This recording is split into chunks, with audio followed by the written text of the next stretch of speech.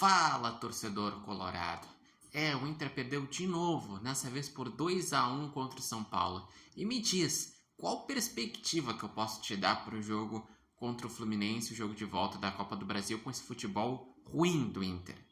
Porque o Internacional, ele vem de 3 jogos horríveis. Primeiro, contra o Vasco, que o Inter faz 30 minutos horríveis e depois fica correndo atrás para conseguir um empate. Contra o Fluminense, o Internacional no primeiro tempo até criou algumas chances, mas teve falhas defensivas claras que resultaram no 2-1 e no segundo tempo o Inter não criou nada. E nesse jogo foi 2 tempos muito abaixo. O Inter criou muito pouco. No primeiro tempo, que era para terminar 0-0, o Inter tomou um gol no final. Depois ele tenta um pouco na segunda etapa, toma um segundo gol e o gol de desconto foi de pênalti. Então o Internacional também, que vai lá e escala um 3-5-2, que até eu tinha sugerido, e eu acho que é uma alternativa para tentar preencher o meio de campo, só que necessita ser melhor treinado e executado. O Internacional nesse 3-5-2, os 3 zagueiros nunca tinham jogado juntos, pelo menos esses 3 em conjunto, porque foi Juninho, jogou Mercado e também o Cleiton Sampaio. Os laterais, eles até faziam a função de subir, mas tinham dificuldade de voltar.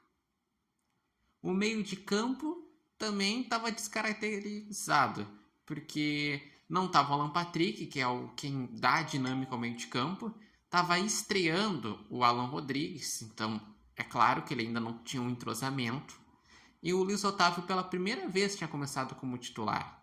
Além disso, a dupla Valência e Borré juntos, os dois estão muito mal, e foram mal de novo. Então, o Internacional, ele está jogando mal, os jogadores com a confiança baixa, o Roger perdido, o futebol muito pobre em ideias, e o Internacional precisa, na quarta-feira, ganhar de um Fluminense que já foi dominante aqui no Beira-Rio.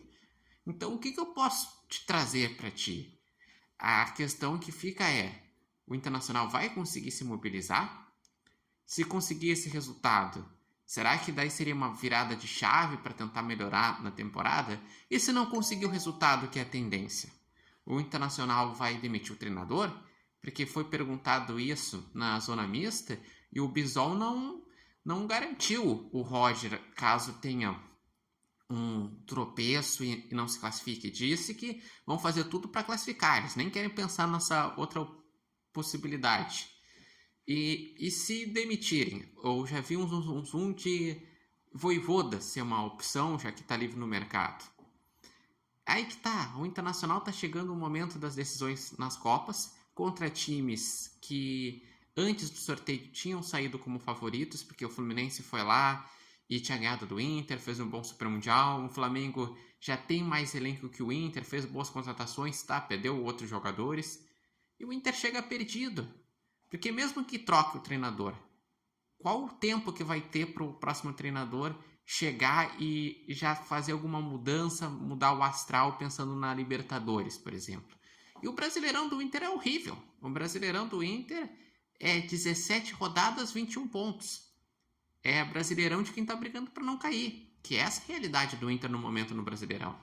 O Inter é 13º com 21 pontos. A situação só está um pouquinho melhor porque o Vasco perdeu para o Mirassol e com isso, mesmo que o Santos ganhe hoje do Juventude, que é a tendência, quem ficaria na zona de rebaixamento é o Vasco com 15 pontos e o Santos sai da zona de rebaixamento. E daí o Inter ia ficar 6 pontos da zona de rebaixamento. Mas do próprio São Paulo, que já é o 8º, o Inter está 4 pontos. Do 6º lugar, o Inter já está 6 pontos. E o futebol do Inter tá essa coisa, que mesmo jogando em casa, não atrai a torcida, o futebol é ruim, as atuações são ruins. Realmente, tá complicado pro torcedor do Internacional. E vocês, torcedores? O que vocês acharam da partida? Quais soluções que o Inter pode pensar para quarta-feira? Vocês acreditam que realmente tem alguma chance na quarta-feira? E em relação aos jogadores, ao esquema, ao técnico, Digam aqui, abram seu coração em relação ao que vocês estão vendo sobre o Internacional. Lembrando que esse vídeo tem oferecimento de Barbearia Independência e vocês podem acompanhar o Repórter Matheus Wolff no TikTok, no Instagram e no canal do YouTube Repórter Matheus Wolff. Eu sei que eu estou decepcionado, eu esperava mais do Internacional. Até porque antes dessa sequência o Inter tinha conseguido bons resultados. Não tinha tido boas atuações, mas bons resultados para sair da zona de rebaixamento.